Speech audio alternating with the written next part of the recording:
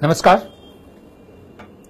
आजकल Panama papers की बहुत चर्चा हो रही है और हमारे यहाँ पनामा पेपर्स एक बार फिर खबरों में आ गए हैं जब से नवाज शरीफ को कुर्सी छोड़नी पड़ी पड़ोस के पाकिस्तान में, क्योंकि उनके परिवार के लोगों का नाम पनामा पेपर्स में आया। हालांकि उनका नाम डायरेक्टली नहीं आया, परिवार के लोगों का नाम आया और उनकी बेटी ने एक ऐसा एफिडेविट दिया जिसमें वो फॉन्ट इस्तेमाल किया गया जो भी हाल ही में ईजाद हुआ है। हमारे यहाँ भी बहुत से लोगों की लिस्ट आई है, बहुत काफी जाने पहचाने नाम भी है उसमें। इससे पहले कि मैं वो नाम आपको बताऊं, मैं आपको बताऊं कि पनामा पेपर्स है क्या। पनामा पेपर्स कुल मिलाकर 1,15,00,000 ऐसे दस्तावेज हैं जो लीक हुए और जिनमें बताया गया कि दुनिया के मुख्तलिफ देशों के अमीर लोगों ने किस तरह से पनामा में बैंकों में अपना वो पैसा छुपाया है जिसका टैक्स उन्होंने यहां नहीं दिया। दरअसल पनामा पेपर्स की कहानी शुरू होती है, एक कंपनी है मोज़ैक फोंसेका के नाम से। इसकी पूरी दुनिया भर में दर्जनों दफ्तर है। ये शेल कंपनियां बेचती है, मतलब कंपनी वहां रजिस्टर करवा ली और 65-60 हजार रुपए में कंपनी मुझे बेच दी।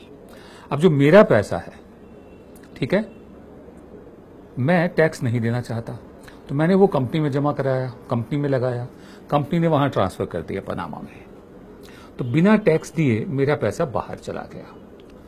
करीब 80 देशों के 400 पत्रकार इकट्ठा हुए और उन्होंने वक्त वक्त पर इस पर काम किया और डॉक्यूमेंट्स, मतलब जो लीक हुए थे, उनको पढ़ा, समझा और रिपोर्ट किया कि उनके देश के कौन कौन से ऐसे लोग हैं जिन्होंने पनामा पेपर्स, जिनका नाम है, जिनके पैसे विदेशों में जमा हैं बिना टैक्स दिए।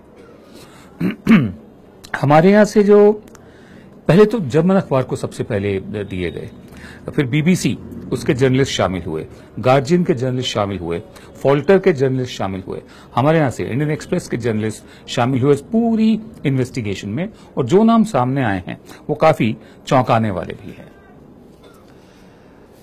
सामने आने वाले नामों में अगर हम शुरू करें, अमिताभ बच्चन का नाम है, ऐश्वर्या राय का नाम है, अनुराग केजरीवाल लोक सत्ता पार्टी के फॉर्मर प्रेसिडेंट, उनका नाम है, अनिल वासुदेव सलगांवकर, ये गोवा लेजिस्लेटिव असेंबली के सदस्य भी रहे हैं और सलगांवकर परिवार बहुत पुराना, बहुत अमीर गोवा का परिवार है।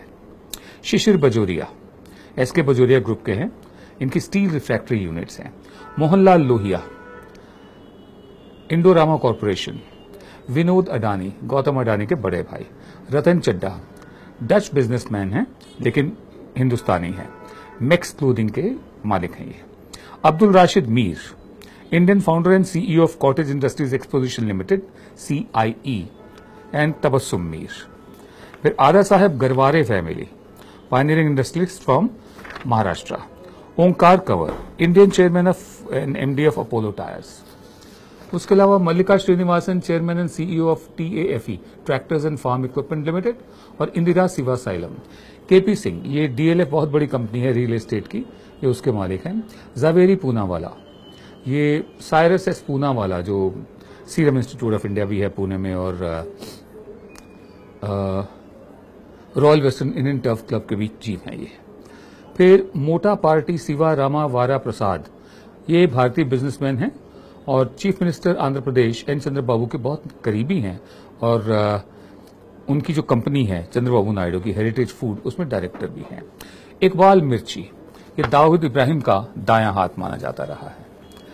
इस पर इन लोगों ने अपने रिस्पांस भी दिए हैं। KP सिंह का कहना है कि जो कुछ, DLF के KP सिंह का, कि जो कुछ भारतीय नियमों ने परमिट किया था, रिजर्व बैंक के नियमों ने, उसी के मुताबिक हमने सब अपना पैसा जमा कराया है।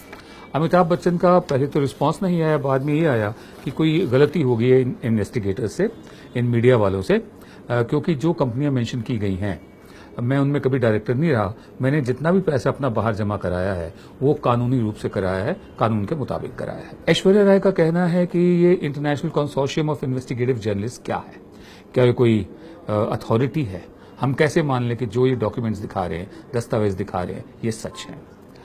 उसके अलावा शिशिर बजोरिया का कहना है कि उन्होंने वही कहा कि जो कानून ने अलाउ किया, हमने वही कानून के मुताबिक किया। ओंकार कंवर का भी यही कहना है, हरीश साल्वे का भी यही कहना है। हरीश साल्वे बहुत बड़े वकील हैं यहाँ के, उनका नाम भी है पेपर्स पे। फिर सलगांवकर जो हैं अनिल वासुदेव सलगांवकर, इनके यहाँ से कोई रिस्पांस नहीं आया, लेकिन इनके परिवार के एक सदस्य ने गोपनीयता की शर्त पर, नाम खुफिया रखने की शर्त पर ये कहा, I am in no position to comment on this since we are not aware of these business interests. Nothing is known to us about these companies. Mohanlal Lohia, इनका भी यही कहना है। बाकी मैंने आपको बता दिया, कौन अपने आप मानेगा कि हाँ मेरे जो पैसा वहां पर है वो गैर कानूनी है। बहरहाल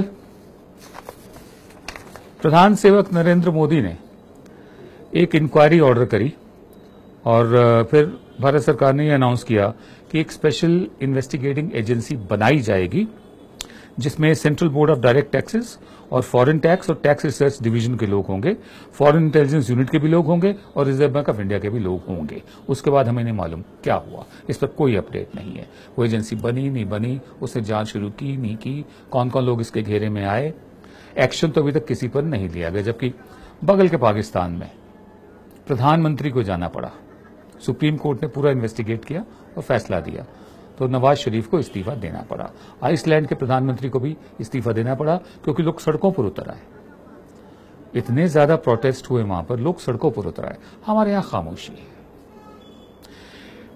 प्रधान सेवक साहब, हम चाहते हैं कि आप भी कुछ कर दिखाएं, और जुडिशरी, हम चाहते हैं कि पाकिस्तान की जुडिशरी से ही सबक ले लें, वरना लोग सोचने लगेंगे क्या हम पाकिस्तान से भी गए गुजरे हैं, गए बीते हैं।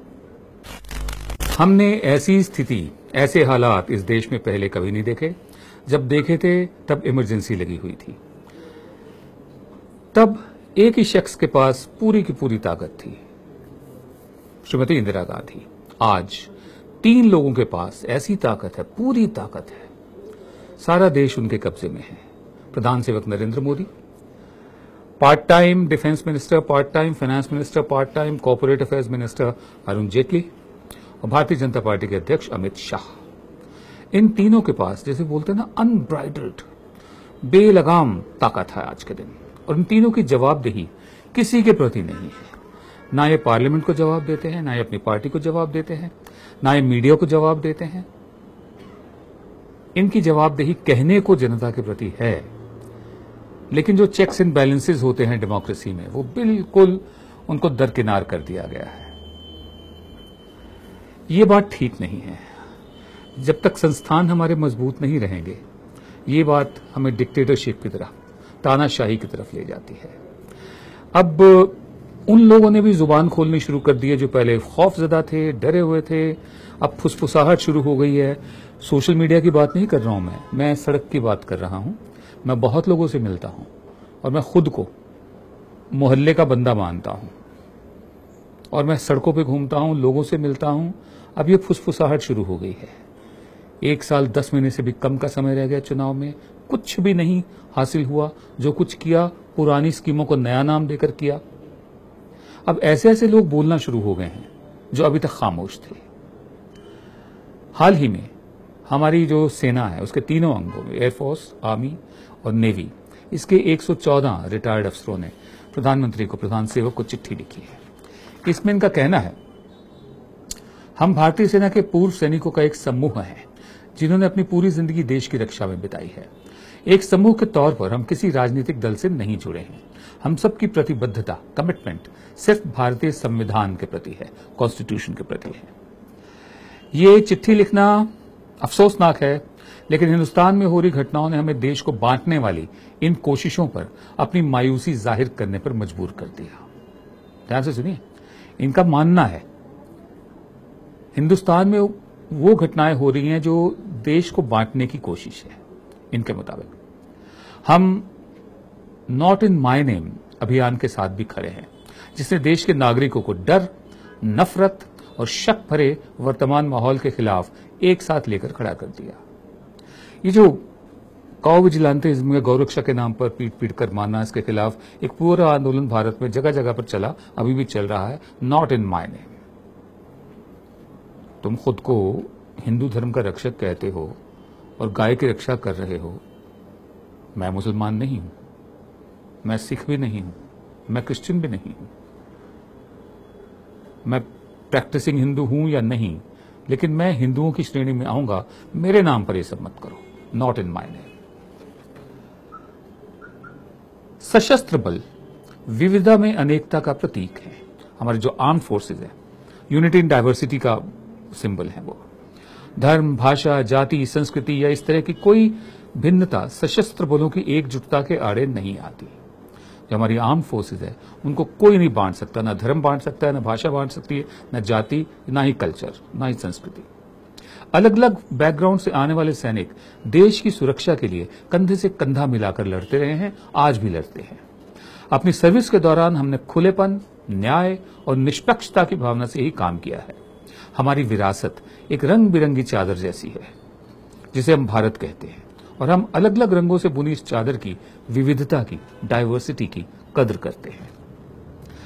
हालांकि आज जो देश में हो रहा है वो उन सब भावनाओं पर हमला है जिसके लिए हमारी आर्म फोर्सेस और हमारा कॉन्स्टिट्यूशन खड़े हैं। हम हिंदुत्व के स्वयंभू संरक्षकों द्वारा समाज के बड़े हिस्से पर हो रहे लगातार निर्मम हमलों के गवाह हैं। हम हिंदुत्व के स्वयंभू, खुद को यह अपॉइंट कर लिया कि हिंदुत्व की रक्षा मैं करूंगा। हिंदुत्व के तो हैं ही लोग, लेकिन हिंदू धर्म, उसके नाम पर ये सब करना, ये इनको मंजूर नहीं है, हमारे सैनिकों को, हमारे अफसरों को। हम हिंदुत्व के स्वयंभू संरक्षकों द्वारा समाज के बड़े हिस्से पर हो रहे लगातार निर्मम हमलों के गवाह हैं। हम मुस्लिमों और दलितों को निशाना बनाए जाने की निंदा करते हैं। हम मीडिया संस्थानों की स्वतंत्रता पर हमले, नागरिक संगठनों, विश्वविद्यालयों, पत्रकारों और शिक्षाविदों को देशद्रोही करार दिए जाने के अभियान और उनके खिलाफ हुई हिंसा की निंदा करते हैं, जिन पर आपकी सरकार चुप्पी साधे रही। हम अब और चुप नहीं रह सकते। अगर अब हमने उन उदार और सेक्युलर मूल्यों के लिए आवाज नहीं उठाई जिनकी बात हमारा कॉन्स्टिट्यूशन, हमारा संविधान करता है, तो ये देश का नुकसान होगा। हमारी विविधता ही हमारी ताकत है। असहमति देशद्रोह नहीं है। यही तो असल में लोकतंत्र का सार है। Dissent is not anti nationalism, it's the essence of democracy. मैं आपसे असहमत हो पाऊं और आप मेरी बात सुने, लोकतंत्र का सार ही यही है। हम केंद्र और राज्य सरकारों से गुजारिश करते हैं कि हमारी बातों पर गौर करें और संविधान की मर्यादा बचाए रखने के लिए तत्काल कोई कदम उठाएं। ये हमारे उन फौजियों ने चिट्ठी लिखी है प्रधान सेवक को जिन्होंने देश की सेवा की है। क्या प्रधान सेवक जागेंगे या अभी भी 56 इंच का सीना ठोक ठोक कर अपनी वो उपलब्धियां गिनाते रहेंगे जिनको हम हवाओं में ढूंढ रहे हैं? नमस्कार। आप देख रहे थे जन गण मन की बात। हम आपसे एक बार फिर इल्तिजा करेंगे, रिक्वेस्ट करेंगे कि आप YouTube पर हमारे जो चैनल है उस पर सब्सक्राइब का बटन दबाइए, साथ में घंटी बनी हुई है, घंटी को दबाइए ताकि जब भी नया वीडियो अपलोड हो आपको खुद ब खुद सूचना उसकी मिल जाए।